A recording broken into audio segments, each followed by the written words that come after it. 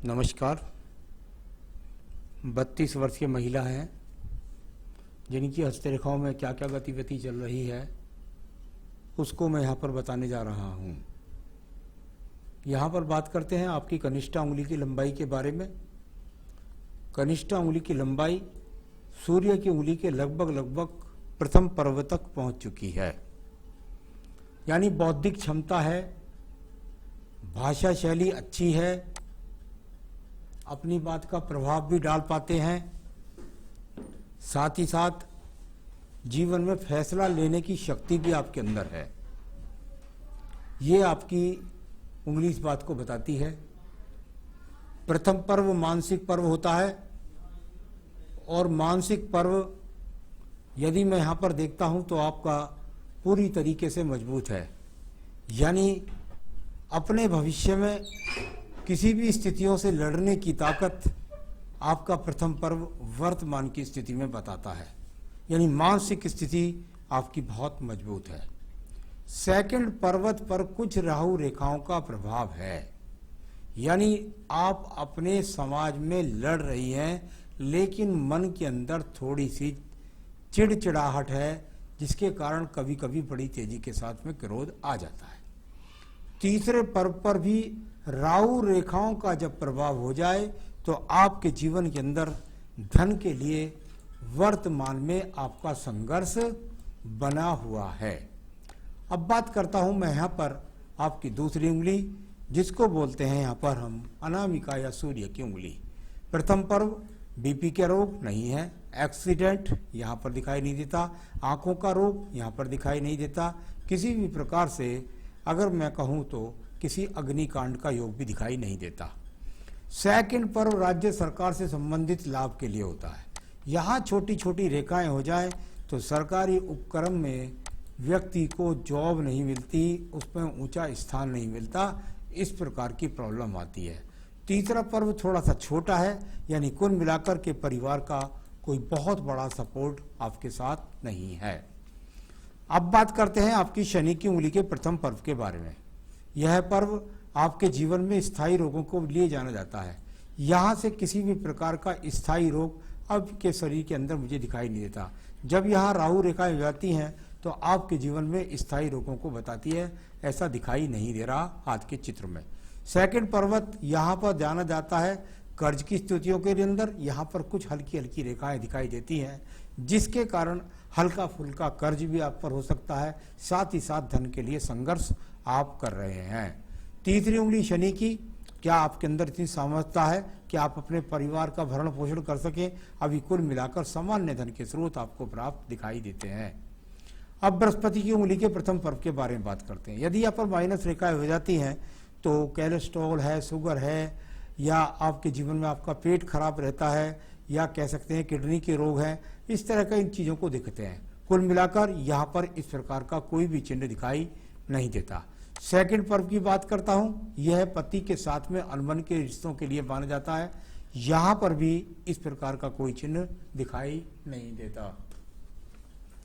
अब बात करते हैं अब आपके थर्ड पर्व के बारे में। ये संतान सुख सहयोग का पर्व होता है और यहाँ पर यदि देखता हूँ तो कुल मिलाकर आपके जीवन में संतान सुख सहयोग आपको मिलेगा। आइए बात कर लेते हैं आपके बुध पर्व के बारे में। आपकी उम्र इस समय 32 वर्ष है, तो इसके लिए मैं आपके दोनों हाथों को लेकर के चलूंगा आपके सवाल के अनुसार।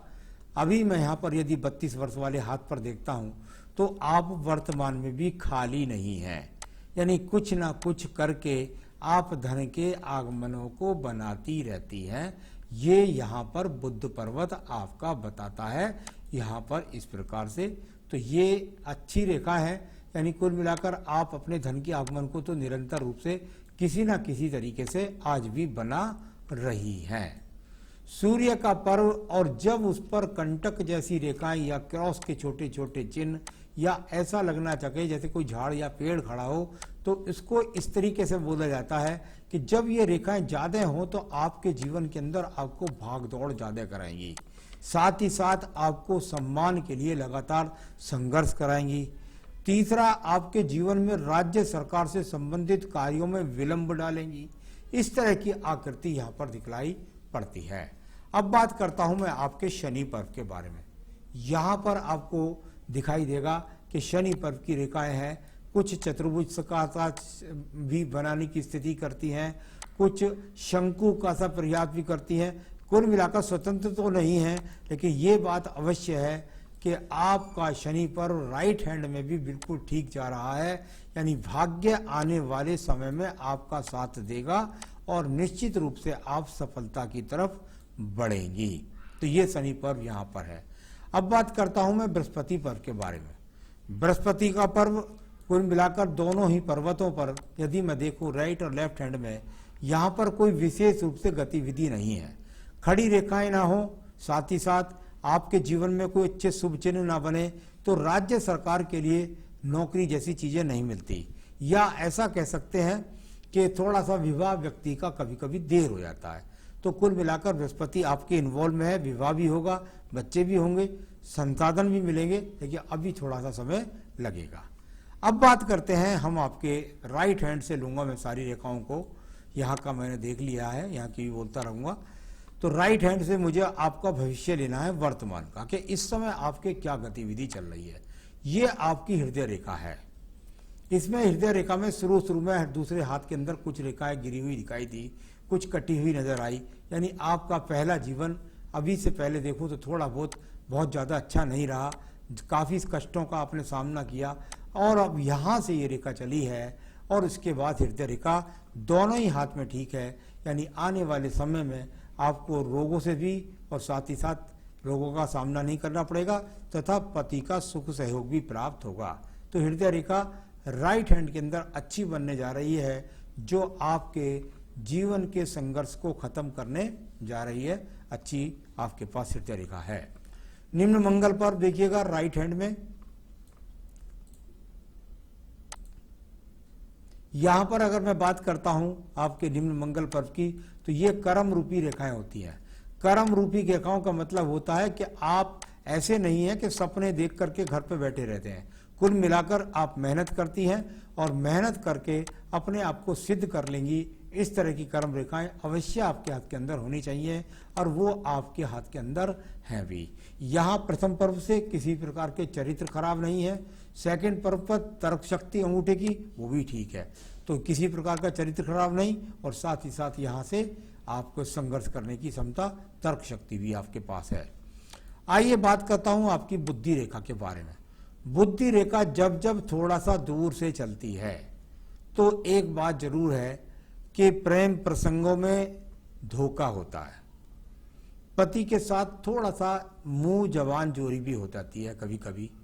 यहाँ पर इधर अगर एक्स हैं तो लेफ्ट हैंड में वो एक्स ज्यादा है, यानी कि प्रेम संबंधों में पिछले समय में भी कहीं ना कहीं धोखा भी हो सकता आपके साथ, ये लेफ्ट हैंड में ज्यादा थी। और आगे आने वाले जीवन में स्वतंत्र एक्स नहीं है, स्वतंत्र एक्स होता है तो वो आपके जीवन में इस जगह पर आपको तलाक जैसी स्थिति का सामना करा देता है। यहाँ पर जो एक्स है वो ऐसा है कि आने वाले जीवन में हो सकता है कुछ समय पति के साथ तनाव हो, लेकिन बाद में एक दूसरे को अंडरस्टैंडिंग से मजबूती से समझेंगे और अपने जीवन को निभाएंगे। आइए बात करता हूं आपकी बुद्धि रेखा के साथ में। बुद्धि रेखा और यहाँ से चली और बिल्कुल एकदम समतल सी होती हुई थोड़ा सा नीचे की तरफ झुक गई।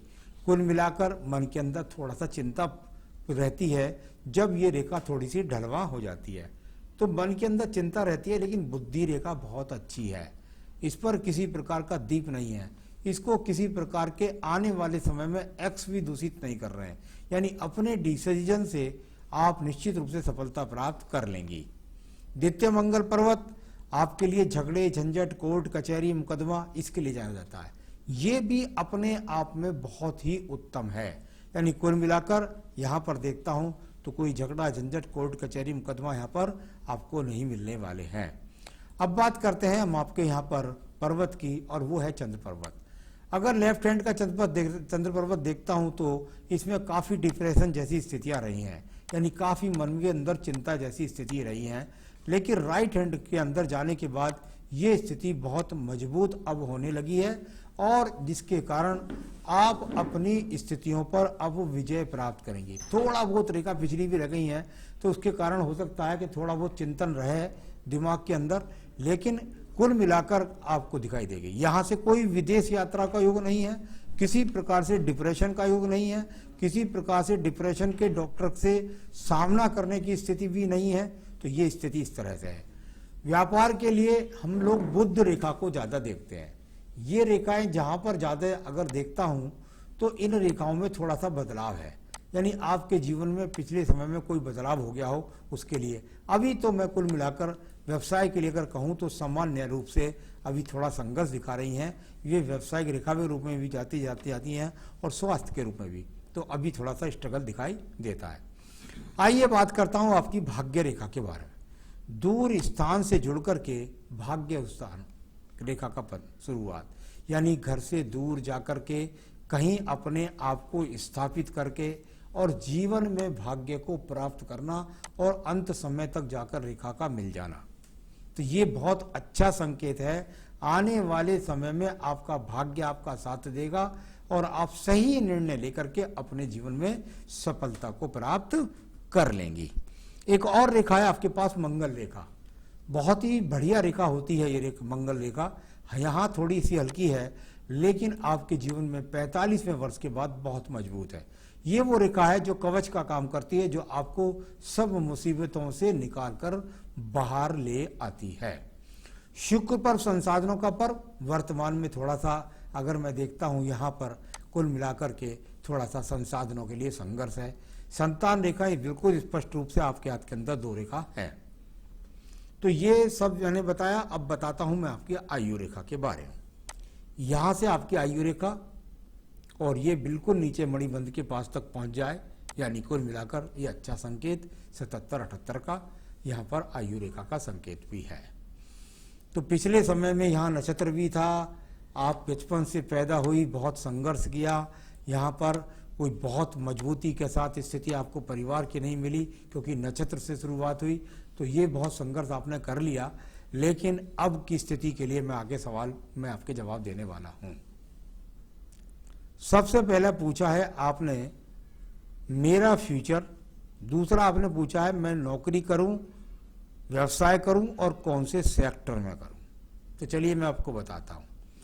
ये देखिए आपकी भाग्य रेखा 32वें वर्ष में कहाँ है आपकी भाग्य रेखा। राइट हैंड में देखिए एकदम यहां से चल रही और सीधी चली और सीधी चली और सीधी चलती चली गई। इसका मतलब ये होता है आप जिस सेक्टर में आज की तारीख में काम कर रही हैं, इसी सेक्टर से यदि आपने जरा सा भी भटकने का प्रयास किया या छोड़ने का प्रयास किया तो आप निश्चित रूप से असफल हो जाएंगी। जो भी सेक्टर है आपका, चाहे नौकरी का है चाहे व्यवसाय का है, जो वर्तमान में है इसे बिल्कुल मत छोड़िए। इसमें ही आपको सफलताएं प्राप्त होंगी, इसमें ही आपको जीवन की ऊंचाइयां मिलेंगी और अन्य में भटकने के बाद इससे भी स्थिति और खराब हो जाएगी जो वर्तमान में है। तो ये फ्यूचर कुल मिलाकर अच्छा है क्योंकि भाग्य रेखा भाग्य पर्वत तक पहुंच जाए तो व्यक्ति का भाग्य उससे कभी रूठता नहीं है, कहीं ना कहीं उसको लगातार सफलताएं मिलती रहती है। तो आपको जो भी कर रही हैं उसको करते रहिए। आपने पूछा मेरा विवाह कब तक होगा। जहाँ तक विवाह का सवाल है वो मुझे लगता है अब से लेकर के 2 वर्ष के बीच में आपका विवाह भी संपन्न हो जाएगा और सही तरीके से आपके पति के साथ रिश्ते भी रहेंगे। तो ये आपके सभी सवालों के जवाब के साथ मैंने आपको बताया। उपाय मैं आपको जरूर बता देता हूँ। तो आप पुखराज तो धारण करें सुगली में जल्दी से जल्दी। विवाह कराना है आपका और आपके कार्य में तरक्की करानी है तो जल्दी से जल्दी पुखराज धारण करें। साथ ही साथ जो विवाह का मंत्र होता है उसको आपको स्वयं 1.25 लाख बार जपना होगा। आपको तुलसी माला से विवाह मंत्र 1.25 लाख बार जप लेने चाहिए।